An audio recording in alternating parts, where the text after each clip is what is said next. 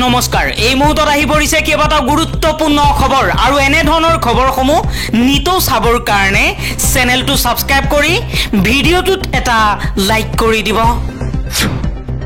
এই মুহূৰ্তত জনাই আছো এটা ব্ৰেকিং নিউজ মুখ্যমন্ত্ৰী হিমন্ত বিশ্ব শৰ্মা কিমান সত্যবাদী মানুহ অসমৰ সকলো মানুহে জানে হিমন্ত বিশ্ব শৰ্মাই 10-12 বছৰ পূৰ্বে কোৱা কথা এতিয়া সত্য প্ৰমাণিত হৈছে তেও যেতিয়া কংগ্ৰেছত আছিল তেতিয়া তেও কৈছিল যে বিজেপি চৰকাৰ গঠন কৰিলে বিজেপি আহিলে দেশত সাম্প্ৰদায়িক হিংসা বৃদ্ধি পাব আজি বিজেপি আহাৰ লগে লগে কমিউনেল ফৰ্চ আহিব সাম্প্ৰদায়িকতাবাদ আহিব এতিয়া তেও বিজেপিত আহি মুখ্যমন্ত্ৰী হৈছে এতিয়া তেও কৈছে বিজেপিয়ে সাম্প্ৰদায়িক হোৱাটোই বিচাৰিছে বিজেপিয়ে সাম্প্ৰদায়িকতাই কৰে বেলেগ একো নকৰে পৰৱৰ্তী খবৰ মুখ্যমন্ত্ৰী হিমন্ত বিশ্ব শৰ্মাৰ দাবীক নচ্ছেদ কৰিলে নাগালেণ্ডে অসম চৰকাৰে সীমান্তত ফেন্সিং লগালে আমি ভাঙি দিম স্পষ্ট মন্তব্য নাগালেণ্ডৰ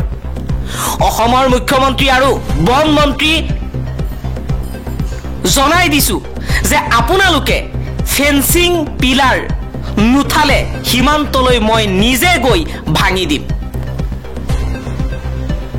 নাগা অঞ্চলত সভা অনুষ্ঠিত কৰি অসম চৰকাৰক ধমকি দিলে নাগালেণ্ডৰ উপমুখ্যমন্ত্ৰী ৱাই পেটনে উৰিয়াম ঘাটৰ পৰা মুছলমানক উচ্ছেদ কৰাৰ পাছতেই উৰিয়াম ঘাট দখল কৰাৰ চেষ্টা চলাইছে নগাই এবাৰ নাগালেণ্ড চৰকাৰৰ উপমুখ্যমন্ত্ৰী ৱাই পেটনে কৈছে যে উৰিয়াম ঘাট আমাৰ অসম চৰকাৰে সীমান্তত ফেন্সিং লগালে আমি ভাঙি দিম আন এটা খবৰ কংগ্ৰেছ এআইইউডিএফ আৰু ৰাইজৰ দল অসম জাতীয় পৰিষদৰ চৰকাৰ হলে মাদানী অসম চৰকাৰৰ উপদেষ্টা হ'ব অসমলৈ মাদানী সংস্কৃতি কংগ্ৰেছ আৰু হিৰেন গোহাঁয়ে আমদানি কৰিছিল সংবাদ মেলত এই মন্তব্য কৰিছে বিজেপি নেতা জয়ন্ত কুমাৰ গোস্বামীয়ে জমিয়তৰ নেতা মাদানীক গ্ৰেপ্তাৰৰ দাবীও জনাইছে বিজেপি নেতা জয়ন্ত কুমাৰ গোস্বামীয়ে পৰৱৰ্তী খবৰ অভিনীলৰ হৃদয় বিদাৰক হত্যাকাণ্ডৰ কথা আমি কোনেও পাহৰিব নোৱাৰো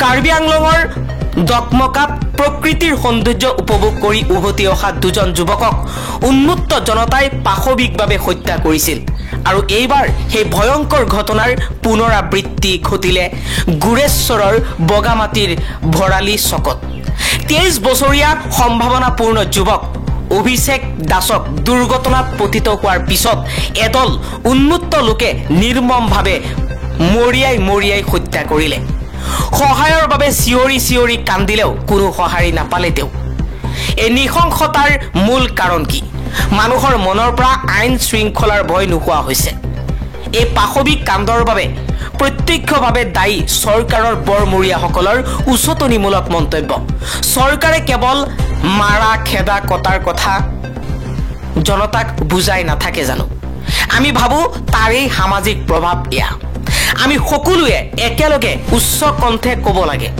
আইন কঠোৰ হওক দোষীৰ দৃষ্টান্তমূলক শাস্তি নিশ্চিত কৰক যাতে ভৱিষ্যতে এনে নিশংসতাৰ পুনৰাবৃত্তি নহয় এআইইউডিএফৰ বিধায়ক আশৰাফুল হুছেইনে এই মন্তব্য কৰিছে আন এটা খবৰ অসমত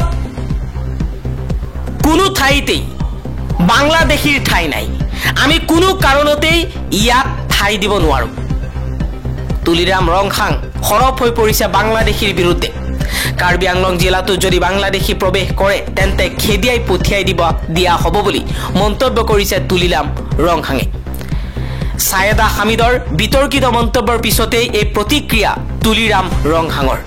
তুলিৰাম ৰংখাঙে কৈছে অসমৰ কতো বাংলাদেশীৰ স্থান নাই পৰৱৰ্তী খবৰ বাংলাদেশৰ জনপ্ৰিয় কণ্টেণ্ট ক্ৰিয়েটৰ তৌহিদ আফ্ৰিদিক গ্ৰেপ্তাৰ হত্যাৰ গোচৰত গ্ৰেপ্তাৰ কৰা হৈছে তৌহিদ আফ্ৰিদিক আৰু লগতে তেওঁৰ পিতৃক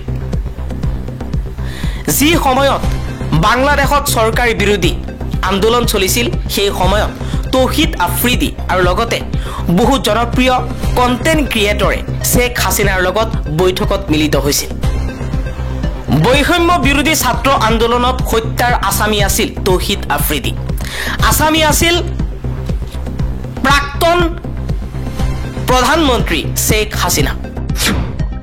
পৰৱৰ্তী খবৰ, ধন দাবী কৰি বিপদত বীৰ লাচিত সেনাৰ নেতা। জাতীয় সংগঠনৰ নামত 11 লাখ টকাৰ কৰিছিল ধন দাবী।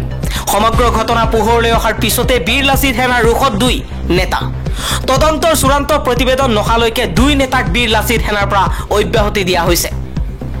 বীৰ লাচিত সেনাৰ পৰা অব্যাহতি আদিত্য সাগৰ, পানী ফুকন আৰু সুজিত দত্তক জাতীয় সংগঠনৰ নামত 11 লাখ টকাৰ ধন দাবী কৰাৰ অভিযোগত অব্যাহতি দিয়া হৈছে 2জনকৈ বীৰ লাচিত সেনাৰ নেতাক। আন এটা খবৰ, গাজা যুদ্ধৰ মাজতে ইয়েমেনত ইজৰাইলৰ ভয়ংকৰ এয়াৰ ষ্ট্ৰাইক।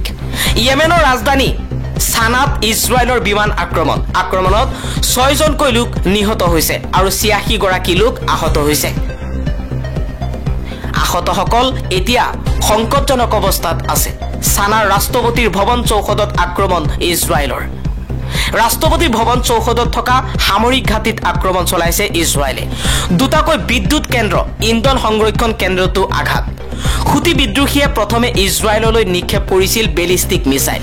হুতি বিদ্ৰোহীৰ আক্ৰমণৰ প্ৰত্যুত্তৰ ইজৰাইলৰ। পৰৱৰ্তী খবৰ, কৰিমগঞ্জ নামটো সলোৱাক লৈ আপত্তি কৰিছে কৰিমগঞ্জৰ হিন্দু মুছলমানে। হিমন্ত বিশ্ব শৰ্মাই কিছুমান কাম কৰিম বুলি কৰে।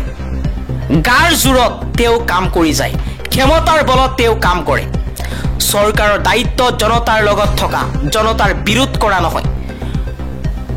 কৰিমগঞ্জ নামটো সলোৱাৰ বিৰোধিতাৰে কৰিমগঞ্জত হিন্দু মুছলমানৰ গণ অভিৱৰ্তন কাৰ্যসূচীত উপস্থিত থাকি এই মন্তব্য কৰিছে বিশিষ্ট সাংবাদিক নিতুমণি শইকীয়াই।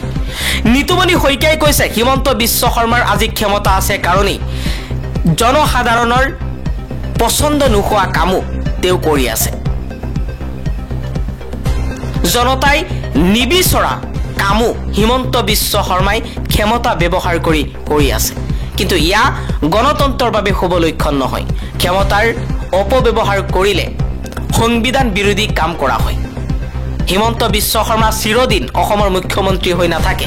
অসমৰ জনতাই এতিয়া সকলো চাই আছে, সময়ত প্ৰত্যুত্তৰ দিব। ভোটাৰ তালিকাৰ পৰা কৰ্তন হ'ব উচ্ছেদিত মুছলমানৰ নাম। মুখ্যমন্ত্ৰী হিমন্ত বিশ্ব শৰ্মাই উচ্ছেদিত মুছলমানক লৈ ডাঙৰ মন্তব্য কৰিছে। য'ত য'ত উচ্ছেদ হৈছে তাত উচ্ছেদিত লোকৰ নাম ভোটাৰ তালিকাৰ পৰা কৰ্তন কৰাৰ কথা ঘোষণা কৰিছে হিমন্ত বিশ্ব শৰ্মাই। পৰৱৰ্তী খবৰ, অসমৰ মুছলমানক সজোৱা হৈছে বাংলাদেশী। বাংলাদেশী হোৱাটো অপৰাধ নেকি? প্ৰশ্ন কৰিছে ছৈদা হামিদে। ছৈদা হামিদে কৈছে, অসমৰ মুছলমানক টাৰ্গেট কৰি বাংলাদেশী সজোৱা হৈছে। পৃথিৱীখন ডাঙৰ, গতিকে বাংলাদেশী অসমত থাকিব পাৰে। দিল্লীত আছো যদিও অসমৰ মুছলমানৰ সৈতে আছে মোৰ হৃদয়ৰ সম্পৰ্ক। অসমলৈ আহি অসমীয়াকে নীতি শিক্ষা দিলে ছৈদা হামিদে।